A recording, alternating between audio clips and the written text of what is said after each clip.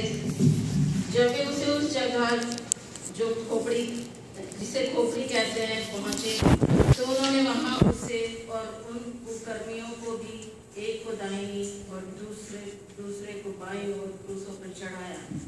जो कुकर्मी लटकाए गए थे उनमें से एक ने उसका मजाक करके कहा, क्या तुम मसीह नहीं? तो फिर अपने आप को और हमें बचा। इस पर दूसरे ने उसे डांट कर कहा, क्या तुम खुदा से भी नहीं डरता? तुम भी तो वही सजा पा रहा है, हम तो अपने कामों का ठीक फल पा रहे हैं, पर इसने तो कोई गलत काम नहीं किया।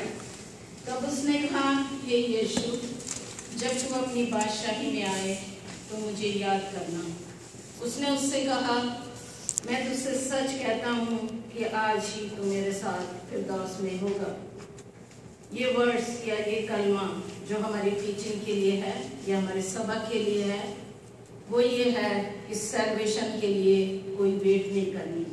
सैल्वेशन कैन बी इंस्टेंट, एक सेकंड में आपको नजात मिल सकती है, कहीं भी और किसी को भी, even on the death bed. जैसे कि इस डाकू को जो मरने पर था, जिसको ये पता था कि मैंने अभी मर जाना है, पर उसने इकरार किया कि आए खुदावन, मुझे याद करना जब तू अपनी बादशाही में आए। और खुदा ने, जो कि खुद इतने दुख में था, इतनी तकलीफ में था, इतनी परेशानी में था, उसने ये नहीं कहा कि wait, let me think about it, या मुझे अभी मैं इतनी तकलीफ में, मैं तेरी कोई रिक्वेस्ट नहीं सुन सकता। उसने ऐसा कुछ नहीं कहा, बल्कि उसने उससे एकदम कहा कि आज ही तू मेरे साथ फिरदौस में होगा। इसमें 3 इंसान हैं या 3 आदमी हैं जो इसमें मौजूद हैं क्रूस के ऊपर। उसमें एक है the one who was dying for sin, और वो है हमारा सेवियर जीसस क्राइस्ट, जिसमें कोई गुनाह नहीं था, पर वो हमारे गुनाहों के लिए मर रहा था। दूसरा कुरिन्थियों उसके 5:21 आयत में लिखा है, जो गुनाह को जानता भी ना था उसी को उसने हमारे लिए गुनाह ठहराया, और इतना सब उसके ऊपर लाद दिया, सारा बोझ उसके ऊपर दे दिया, उसको मारा गया, उसको कूटा गया, उसके ऊपर थूका गया, उसका मजाक बनाया गया कि तू अपने आप को, तूने औरों को बचाया, तू अपने आप को क्यों नहीं बचा सकता? अगर तू अपने आप को बचा ले तो हम तुझ पर विश्वास करेंगे। दूसरा इंसान है उसमें, वो पहला थी the one who was dying from sin, वो कि वो गुनहगार था, क्योंकि उसने गुनाह किया था, पर जब उसने एक्सेप्ट कर लिया, जब उसने ये रिपेंट कर लिया कि मुझे माफ़ी, खुदा मसीह ही मुझे माफ़ी दे सकता, और ये खुदा है जो मुझे माफ़ी दे सकता है, तो वो अपने गुनाहों से बच गया। उसने देख लिया था, चाहे वो दूसरा डाकू उसका मजाक बना रहा था, पर उसको पता लग गया था कि ये इंसान, इसमें कोई गुनाह नहीं है।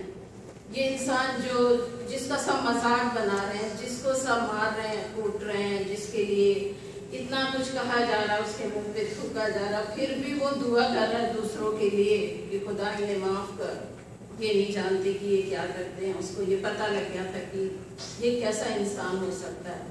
उसको ये पता लग गया था कि जो सूरज ने अपनी रोशनी देनी बंद कर दी है और सारी दुनिया पे, ज़मीन पे सारे में अंधेरा छा गया, ये कोई मामूली इंसान नहीं है। उसको ये पता लग गया था और उसने रिपेंट किया और उसको माफ़ी मिली। तीसरा जो है इसमें वो इंसान है the one lost sheep who was dying in his sin, जो गुनाह में ही मर गया, जो गुनहगार था और अपने गुनाह में ही मर गया, क्योंकि उसको मौका था।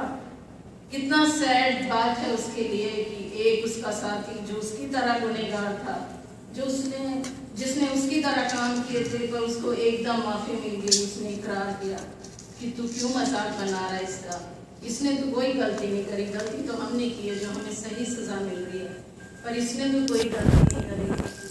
फिर भी उसको ये नहीं पता लगा, फिर भी वो उस भीड़ की तरह भीड़ का सुन रहा था और उससे कह रहा था कि अगर तू खुदा का बेटा तो हमें भी बचा, अपने आप को भी बचा और हमें भी बचा। उसको अपना ख्याल नहीं था, उसको अपने गुनाहों की माफ़ी का कोई भी उसके अंदर ये नहीं था कि मैं भी रिपेंट कर लूँ लास्ट मिनट में और हो सकता मुझे भी माफ़ी मिल जाए। इस सलीब के पास कई तरह के इंसान हैं। कुछ हैं जो भीड़ है जो उस पर इल्ज़ाम लगा रही है तरह तरह के। कुछ हैं जो रिलीजियस रूलर हैं, उसमें है कि सरदार भी वहाँ खड़े थे, ये देख रहे थे, वो ये इल्ज़ाम लगा रहे थे कि अपने आप को ये खुदा का बेटा कहता है। कुछ लोग ऐसे थे जो खाली मटेरियल स्टिक चीज़ों के लिए आए थे, जिनमें वो सिपाही थे जो उसके कपड़ों पे कूड़ा डाल रहे थे और वो उसके कपड़ों को आपस में बांट रहे थे। और कई तरह के लोग थे, पर उसमें सिर्फ एक ख्वाहिशमंद इंसान था, वो चोर, जिसको ये पता था कि अगर मैं इकरार कर लूँगा अपने गुनाह का तो मुझे माफ़ी मिल जाएगी। और खुदा ने उसको कहा कि तू आज ही मेरे साथ फिरदौस में होगा। क्या है ये फिरदौस? रेवलेशन या अमाल की किताब उसका 2 बाब 7 आयत में लिखा है, जिसके कान हो वो सुन ले कि आत्मा कलीसियाओं से क्या कहता है। जो जय पाए मैं उसे उस जिंदगी के पेड़ में से जो खुदा के बादशाही में है फल खाने को दूंगा। वो है फिरदौस, जहाँ हमारा खुदावंद है, जहाँ उसका बेटा है और जहाँ हम सब होंगे, जहाँ हम खुदा से मिलेंगे। क्या हम खुदा से कह सकते हैं आज कि खुदावंद खुदा हमें तैयार कर, हमें अपनी बादशाहत के लिए ले, क्या हम तेरी बादशाहत में शामिल हो सकते हैं? और खुदा खड़ा हुआ दरवाजे पे, वो हम सबसे कह रहा, आओ मेरे पास के प्यारे लोगों और मेरी उस ब्यारी में शामिल हो जो मैंने गुनाह आलम से तुम्हारे लिए पेश किया।